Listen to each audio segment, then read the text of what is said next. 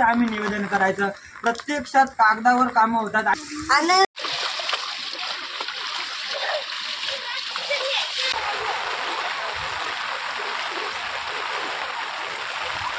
एवढे वर्ष झाले आम्ही सरकारकडे निवेदन देतो, जिल्हा अधिकाऱ्यांकडे आम्ही निवेदन देतो, मुख्य कार्यकारी अधिकाऱ्यांकडे आम्ही निवेदन देतो।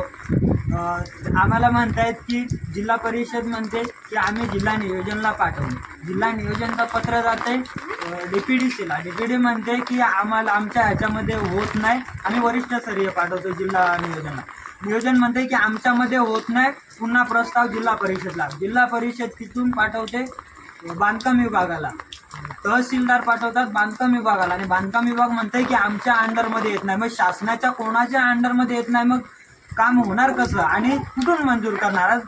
कलेक्टर असो ते त्यांची बाजू काढतात, मुख्य कार्यकारी अधिकारी ते त्यांची बाजू काढतात, PWD ती त्यांची बाजू काढते, सार्वजनिक बांधकामाचे ते त्यांची बाजू काढतात।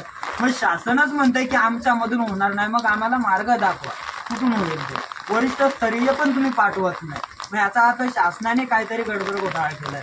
आज एवढे वर्ष आम्ही इथे या पावसामध्ये जीवघेणी प्रवास करतो, लहान मुलं शाळेमध्ये येण्या जाण्याचा प्रवास, मोठी मुलं शिक्षणासाठी अलिबागला जाण्यासाठी त्यांचा प्रवास अडकतो, त्यांना नाही शिक्षण घेत आहेत, डिलेवरीसाठी जातात, डिलेवरीच्या महिला आहेत किंवा आजारी पेशंट आहेत, आम्हाला ये जा करण्याचा पर्यायच राहिला नाही, पूर्ण संपर्कच तुटून जातो आणि कित्येक वर्ष आम्ही निवेदन करायचं, प्रत्यक्षात कागदावर कामं होतात आणि सरकार आमची दखल घेत नाही, मग आजीवाजे वाहून जाऊ दे काय, तेच ठरवलं आहे सरकारनं, बरोबर आहे ना? हा जाऊ दे, सगळी जाऊ दे, सरकार 8-16 दिवस पाऊस पडतो, आम्हाला वाहू नाही जावाला, आम्ही जाऊ तर कशी? भाऊ समजा जाम आजारी सिरियस आहे हॉस्पिटलला, आम्ही जाऊ कशी?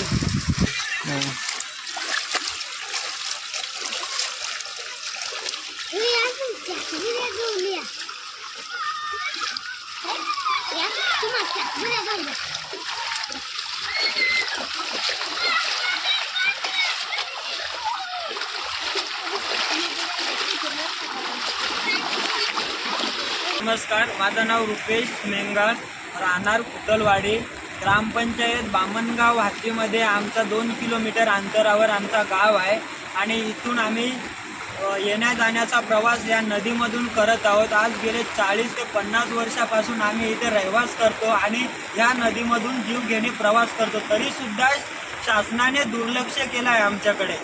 आज प्रत्येक टायमाला आम्ही निवेदन देतो शासनाला, शासन म्हणते की पुढच्या वर्षीपर्यंत तुम्हाला आम्ही पूल बांधून देतो असे आश्वासनं देतात आणि ती फक्त आश्वासनच राहतात।